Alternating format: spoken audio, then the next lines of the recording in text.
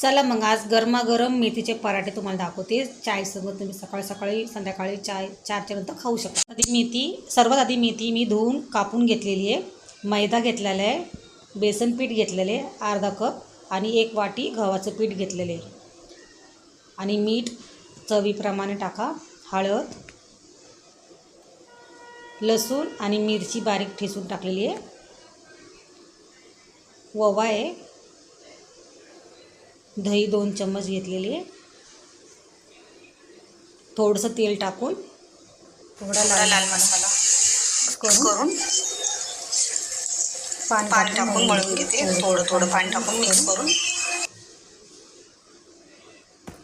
Mix करून झालेलं आहे. थोडं तेल टाकलं, वापस मिळून घेतलेले पीठ आणि त्याचे बारीक बारीक गोळे काढून घेते मी आता.